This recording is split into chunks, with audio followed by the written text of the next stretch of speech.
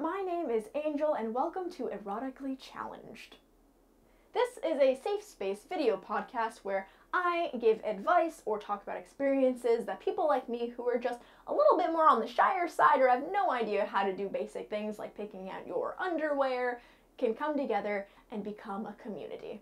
I am by no means a professional, just your average gal trying to give advice and share some stories to hopefully help others like me. Without further ado, let's get to today's topic. For today's episode, I really wanted to focus on something that is unique and growing in popularity in terms of society and what they're allowing, and it's none other than the wonderful and perplexing relationships of polyamory. So in college, I attended a workshop called Polyamory and Open Relationships by Miss Yana Talon-Hicks. And I pretty much wrote a whole article about what that really means, what the presentation was about, and all of the little subcategories and all that fun stuff. Polyamory is an umbrella term. It includes open relationships, it includes solo poly, and there's monogamish, there's polyfidelity, there's relationship anarchy, and there's so many different things. Pretty much it is just having a relationship with more than two people.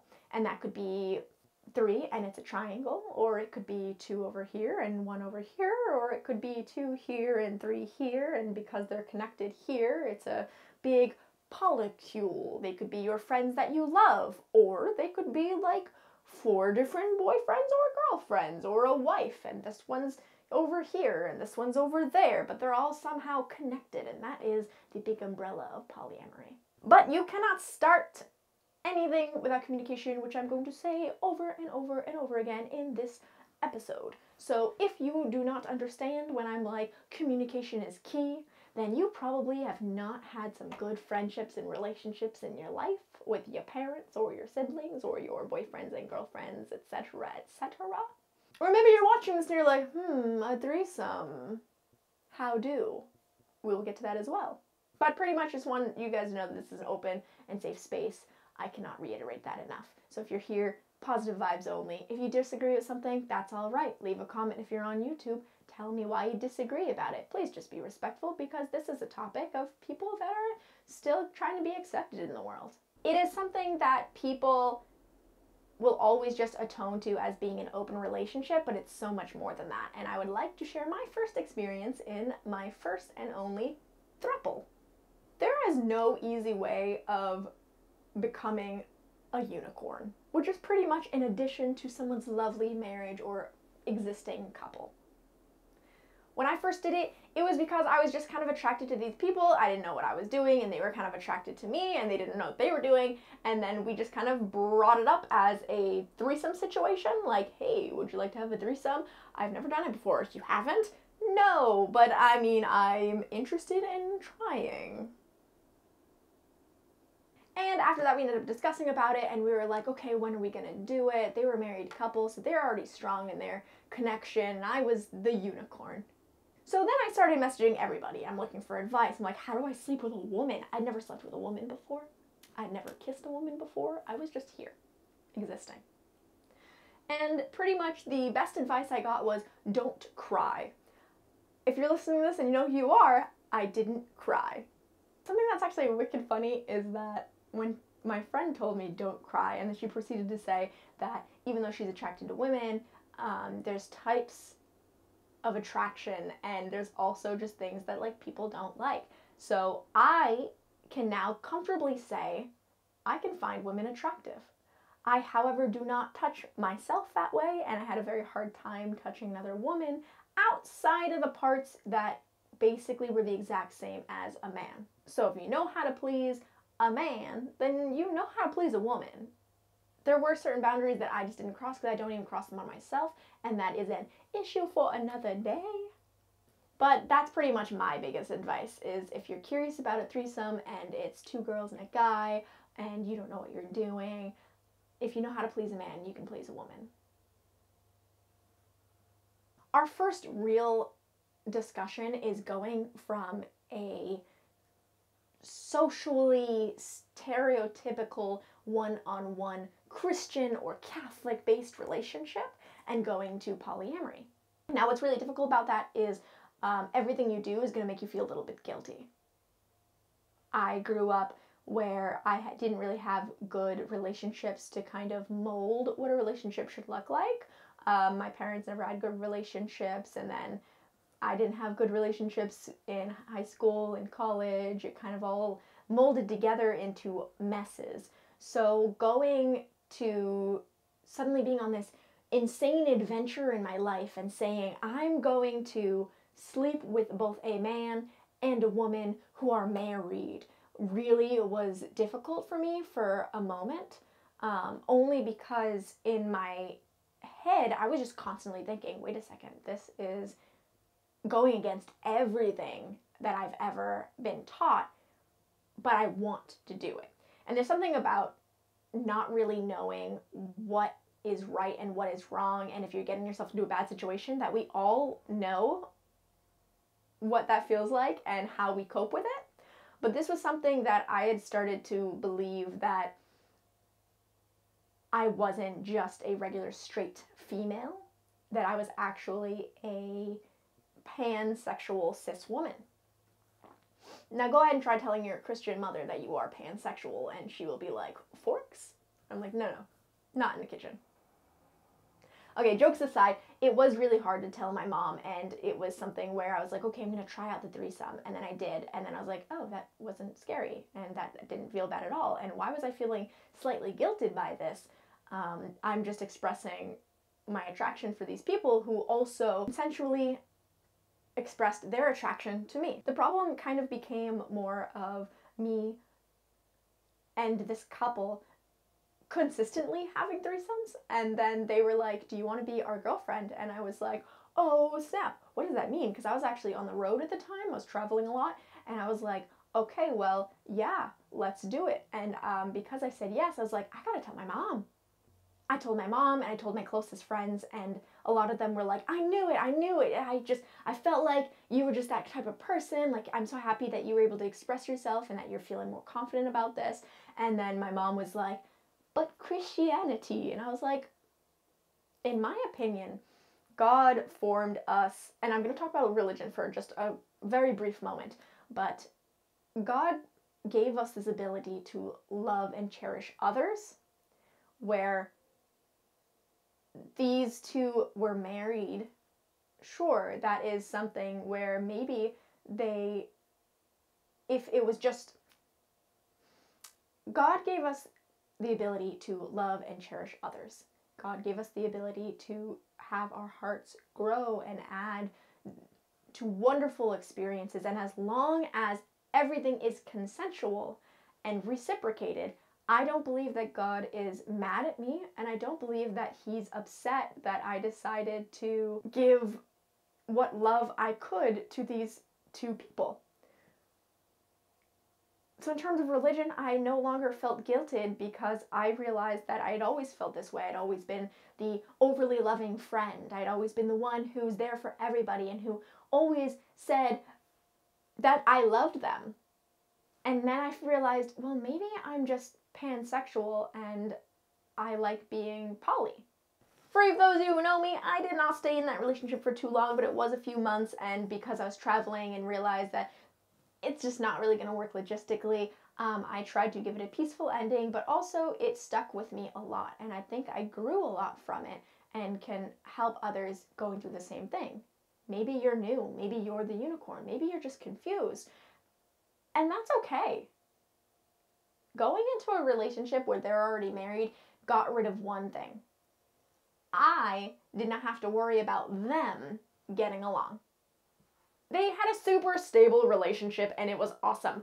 I was the one who was forming two new relationships, and even though technically it was a triangle of sorts, it wasn't something where I had to focus and be like, oh my gosh, what if they don't like each other? What if I had nothing to be jealous about? And that was the biggest, craziest thing, is that I wasn't jealous because they were already married.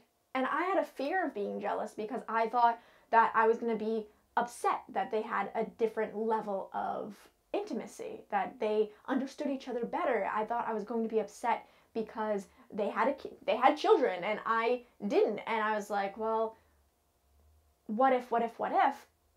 And then a little bit into it, I was like, hold on a second, I'm not feeling jealous. Instead of worrying about how they're doing together, they're already as together as it is. So now I'm just forming 2 new relationships with people who already love each other. So it was actually really rewarding, and it was something where I just felt like I was getting added to a wonderful family rather than fighting for a family. Being able to give your love to 2 people is wonderful when they are also giving it back. So thank you so much. I'm not going to say names, and people who know who they are. And if they're watching this or listening to this, I honestly appreciate you guys so much for opening my heart and allowing me into your family and just being part of my journey to the next step. This brings me to the next topic. Everything was fine and dandy. There's things of like measuring out like who you are versus like fitting into someone else's window. But everyone kept asking me, so how was it? How did it start? What did you do? Super friggin' easy. How does it start? You tell them you're attracted. No, I'm kidding. If you're actually attracted to someone who's married, or you're thinking of starting poly with an already married couple, you should, 1, let them lead the conversation, pretty much let them lead everything. Like, you can make it known that you're attracted to them and make it known that you're interested in a very respectful way. Don't leap around corners, but don't intrude on their life. So this kind of just happened because it was very obvious that we were just attracted to each other. And that's just something that you could just feel. The husband actually brought it up to me and was like, hey, so I talked to my wife, and you're like, oh, where's this going? And we were wondering if you'd be interested in a possible threesome. Super respectful way. He was like, no pressure. We wanted to know if you say no, this isn't going to change anything. And I honestly trusted him, and I was like, okay, yeah. And he was like, yeah. And I was like, yeah. And then a few days later, he was like, trying to talk about it. I mean, like, okay, are you still comfortable? And I was like, I've actually never done this before. And he was like, what? So I don't know what I give off, but apparently I gave off the impression that maybe I had, or maybe that was what I did. I don't know.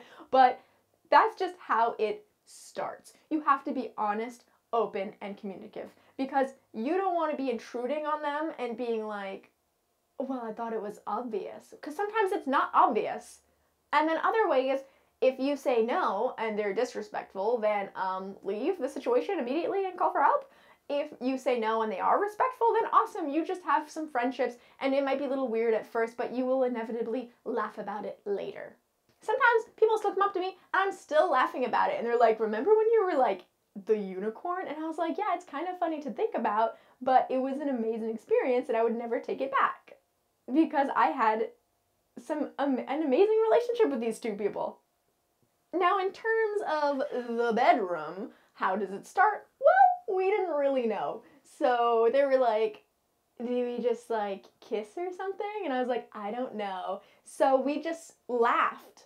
That's how it started. We laughed. We made jokes about how none of us knew what we were doing and that it was awkward as bananas, and it was the best way to start something like that. And then we kissed. Now,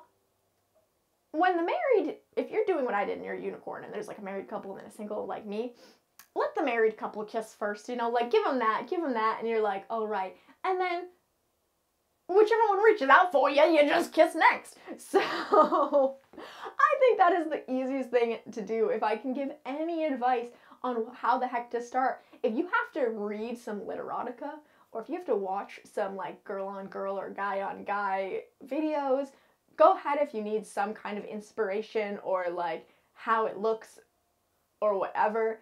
But the best thing to do if you're uncomfortable or like borderline getting really nervous because you don't know how to make everyone comfortable, laugh. Make everyone laugh. It's the best piece of advice I can give you. Don't cry, like my friend said, and laugh. Finally, the last thing I want to say is if you're actively in a throuple, or if you're having a threesome with these people or foursome consistently, open communication is so important. You cannot have a relationship with anybody without communication. But if they are already together, or if you and your partner are already together, whether that be marriage or dating, whatever, do not assume that everybody has the exact same thing going on through their mind. If they're married, if they have kids, if they're dating, if you're married and you have kids, you have to talk to everybody involved. I don't care if it's one at a time and then you all sit together, or if you just sit and have a little powwow, but you need to talk to everybody and say, hey,